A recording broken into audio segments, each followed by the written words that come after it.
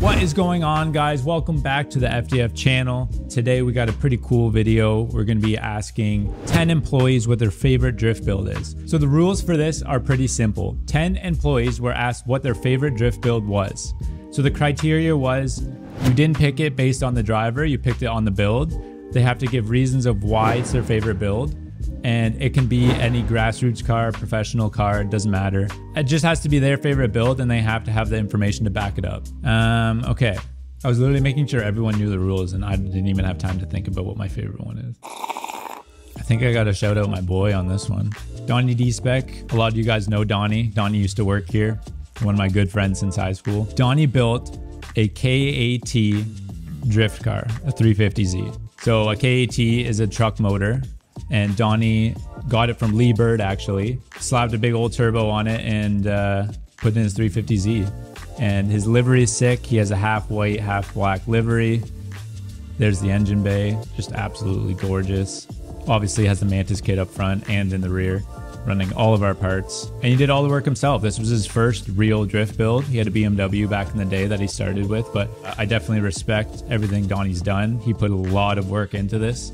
And it shows from the engine bay to the interior. He did the cage and he just hopped right in it and just absolutely shreds in it. So I gotta say, starting off the 2024 season, that is my favorite drift build. So let's go grab some other employees and see what their favorite build is.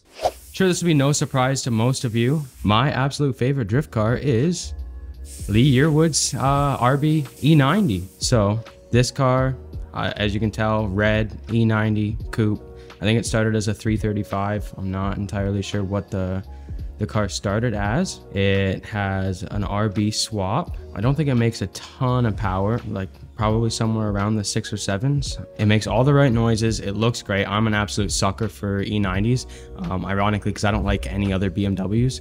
I don't like E30s, E36s, definitely don't like E46s, and none of the new stuff like F30s, G80s. None of that stuff does it for me, but I am an absolute sucker for an E90 or an E80. And then personally, I think RBs are probably the best sounding engine that a regular Joe could buy that was ever produced for the masses. Obviously, there's engines like AMG V12s and Ferrari V12s and stuff like that that sound better, but as an attainable engine, I don't think there's anything that sounds better than an RB. Specifically, RB25s with small turbos is kind of what does it for me. But on RB30, just banging off limiter, just the way Lee drives, like this car is the whole package. I think the only way it could get better for me is if Motegi, the company that makes his wheels for him, just built him an absolute gangster piece of forged wheels. That's what does it for me. Big wide body, aggressive bumper, it sounds gnarly, RB's banging off limiter, straight cut gears, like the whole nine. This car is the package. I also welded the angle kit on it and some other stuff. I picked the custom color for it because I know Lee's a big red guy. That's all I got. That's my favorite drift car. So for my favorite drift build, something a little out of the ordinary. Some of you might not think that it's like a proper drift car, but this is a NASCAR number 26, the Wonder Bread car. Let me show you why it's my favorite drift car. A lot of my childhood was shaped around this car. I mean, it's really what got me into drifting. It was actually this clip right here. So you see he's trying to tandem with the car in front. They're really kind of getting into it. Right here, he gets right on his bumper. Super sick clip. All right, and this is a clip where they lock in, focus, get it really going on. He's just in the zone. I love this clip here, man. Kid's getting stoked. This is literally me in my childhood, man, watching this. Wall tap to wall tap. Pretty freaking sick, if I'm not gonna lie. Then this clip's crazy. 360 out front, and then out back does a kickflip into double barrel roll. Honestly, this is the clip that just took everything off for me, got me into drifting. I mean, those are my favorite candies as a kid, like, just because of this car. Just bringing back some great memories, honestly. One last thing before I go. If you're not first, you're last. Okay, I'm picking James Dean's RX-7 FD. Coolest car out there. I'm going to give Ricky Craig's the same amount of respect because it's same body kit, same everything, just big nasty V8 instead. That's going to be the one right there. the be all and end all of, like I said, same car basically, but I built Ricky's, so I feel like that one's a little cooler, you know what I mean? Love an FD RX-7, just could never afford one. Yeah, that's my favorite. Hi, my name is Shelby. My favorite drift build has got to be Adam LZ's FDS 15. That car was a big reason of why I got into drifting. I used to watch Adam's videos, and then I started watching Formula Drift, and that car was always one that I was rooting for. I love the red to orange fade. It's definitely unique. Like, that car gets on the track and you know who's driving it just by looking at it. I was devastated when he gave up that car for the Mustang for FD. I was sad, man, but you know what? It's been a few years. I forgive you, Adam. I'll let it slide. Yeah, even got the shirt. Check it out. Got the car on the back. All right, cut. My favorite build is going to be from a guy named Nigel of Engineered to Slide. So this one, when I started thinking about it, there's been a lot of interesting cars. Everything now is like so race car spec, but back in the start of FD, when you had like Honda Elements, we had the Civic Si with a K-swap in it, rear wheel drive converted, all those kind of interesting things. The builds were a lot more varied. However, coming up, and especially through like the BMX of the biking scene, off-road sports, Nigel was always kind of into the fab work, sometimes into bicycles, which actually he started his own bicycle company now, but just into making literally everything that he wanted. And he had some really cool cars, really nice S13s. And then when I saw the pictures of the Hilux build, which we'll bring up here, this is years ago now, but just watching him build the Hilux and assemble it on his driveway. It's a complete tube chassis, and I gotta give him points for using an SR. I'm an SR guy, so let's just bring this picture up here. The fabrication, the time, he's so meticulous. Everything is just done to a level of quality that there isn't another level beyond that. For somebody who's just doing it on their own, in their garage, in their shop, Nigel is an extremely talented fabricator and machinist. It definitely shows in all of his cars, even the S13s, well, it's a pretty cookie cutter build. We got over fenders and SR, T37s. It's just done in a style that is just a little bit top notch compared to most other cars. But the Hilux, hands down, has got to be the all-time great for me. I'm doing a quick research here. Like, I've seen a bunch of them. I'm just like, I got it. Oh, not shopping. Don't want to buy it. Yeah. I thought you were talking about it. Don't put my thinking face in here, because I've just been like, Drift Games, well, Dave's and Drift Games, the whole crew. I didn't know how I felt about it at first, not gonna lie. And then they posted way more pictures of it, saw videos of it. One, it's got all FDF on it. Super sick. He's got a gold kit going on it. Not sure if I can say that or not.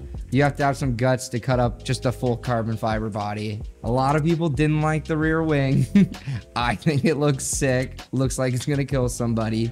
And it's a great chassis. I don't know, just the looks and everything. It's just, you look at it and go like, what is that? Like, why'd they do it? And it looks sick. Scrolling through my own account looking for what is the best drift build ever.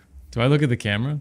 The S14 is my favorite drift build because it's kind of what put me and FDF Race Shop on the map. The build itself taught me everything that I have learned in terms of how to drive and what to do when you're building a drift car. This car was one of the only ones in Florida, middle of the summer.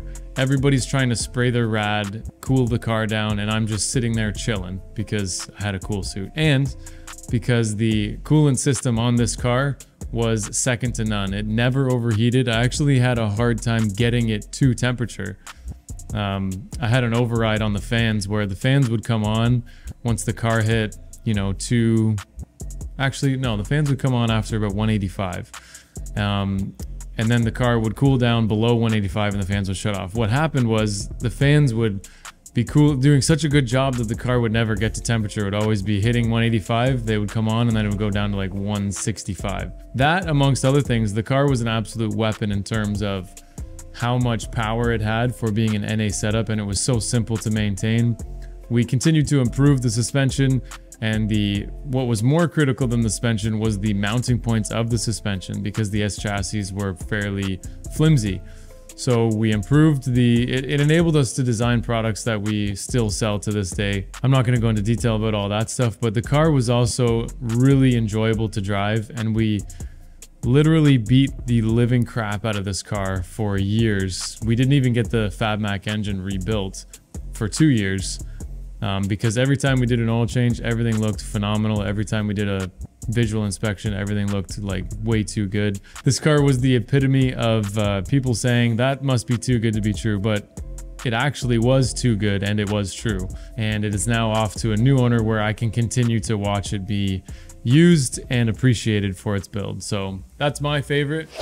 Okay, so when we talk about drift cars, so basically, according to me, what a drift car needs. Drift car basically needs a good powerful engine, good suspension, good braking, good tires, and probably if you go talk about more advanced drifting, maybe good data acquisition systems, and maybe a better weight distribution to help you go fast through the transitions and everything.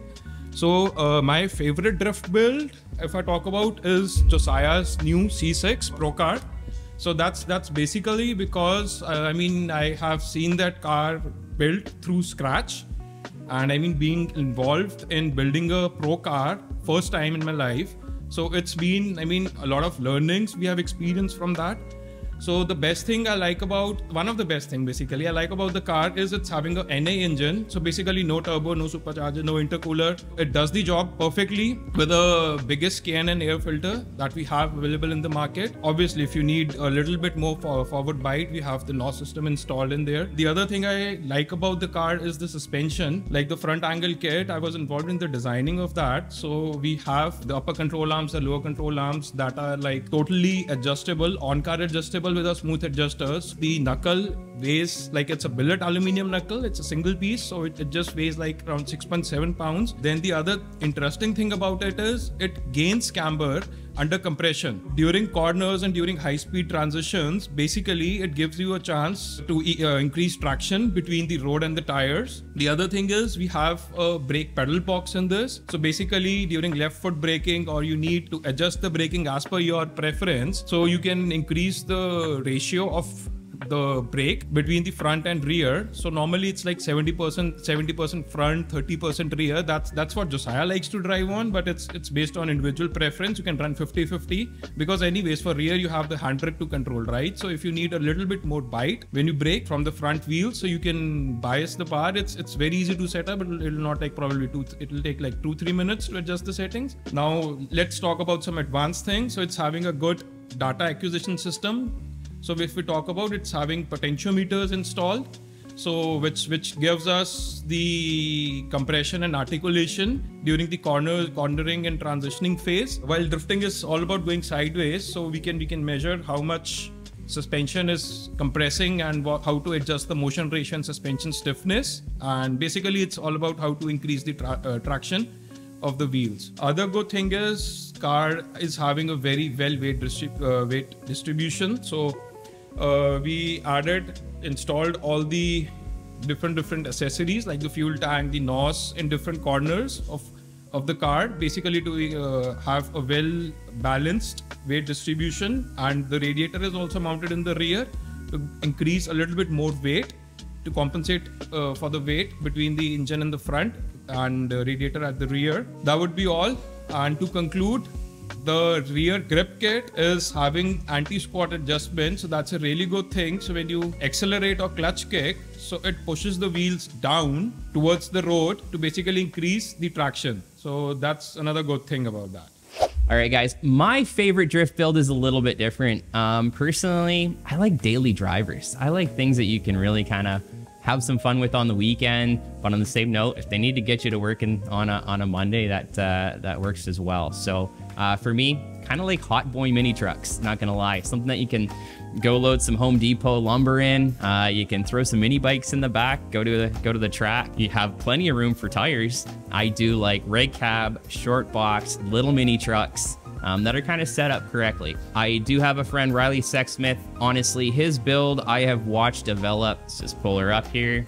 His little Nissan Hardbody. You'll best know Riley for some of the stuff that he's done with NV Auto. Super talented driver. There it is right there. The wonderful fun hard body. I don't know. There's something perfection about that. Little KA24E single cam, 130 horsepower. Get you around the track, no problems that way. I grew up kind of reading the initial D series, so the Battle of Mount Akina, super low horsepower, but all about momentum, all about maintaining line. That's what's important to me. So, all right, guys, thanks again. Thank you guys for always watching these videos. We will see you on the next Just a Tip Tuesday. Later.